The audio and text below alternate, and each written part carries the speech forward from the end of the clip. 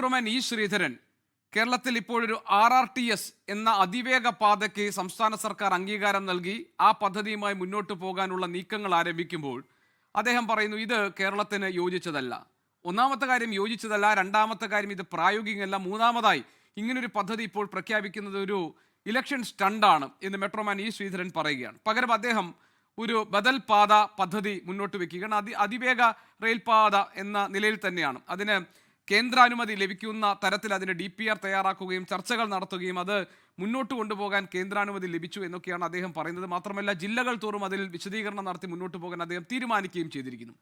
പ്രതിപക്ഷം ഇതിൽ ഏത് പദ്ധതിക്കൊപ്പമാണ്? അല്ല, ഞങ്ങളെ സംബന്ധിച്ചിടത്തോളം ഈ ഏത് പദ്ധതിക്കൊപ്പം എന്ന് പറയുന്നെങ്കിൽ ഈ പദ്ധതിയുടെ വിശദാംശങ്ങൾ പുറത്തു വരണം.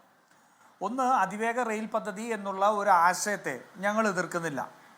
ഇനി സർക്കാർ പറയുന്ന RRTS, ഈ സർക്കാർ പറയുന്ന RRTSൻ്റെ വിശദമായിട്ടുള്ള കാര്യങ്ങൾ എന്താണ് എന്നുള്ളത് നമുക്ക് വ്യക്തതയില്ല. എന്തായാലും ഈ രണ്ട് കാര്യങ്ങൾ പരിഗണിക്കുന്നതിന് മുമ്പ് സാധാരണ ജനങ്ങൾക്ക് വേണ്ടി ഇപ്പോൾ പരിഗണിക്കേണ്ട ഒരു കാര്യമുണ്ട്. അത് ഈ സിൽവർ ലൈൻ എന്നുള്ള പേരിൽ കോടികൾ ചെലവാക്കി അതിനുശേഷം ഉറങ്ങിക്കിടക്കുന്ന മനുഷ്യരുടെ വീട്ടിൽ വരെ കയറി അടുക്കളയിലും കക്കൂസിലും എല്ലാം അടിച്ച മഞ്ഞക്കുറ്റിയാണ്.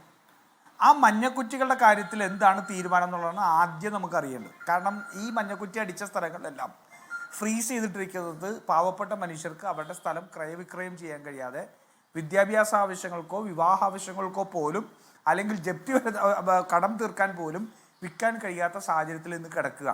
അപ്പം അതുകൊണ്ട് കേന്ദ്രം അതിവേഗ റെയിൽ പദ്ധതി കൊണ്ടുവന്നാലും അതോ ഇവർ RRTS എന്ന് പറയുന്ന എന്തെങ്കിലും കൊണ്ടുവന്നാലും ശരി, അതിനെല്ലാം മുമ്പ് ആദ്യം സിൽവർ ലൈനിനെ സംബന്ധിച്ച് വ്യക്തത വരുത്തണം.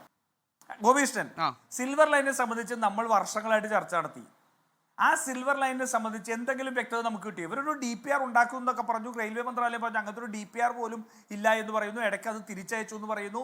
സർക്കാർ അനുമതി ലഭിച്ചു എന്ന് ഇടയ്ക്ക് പറഞ്ഞു, ഇല്ലേ?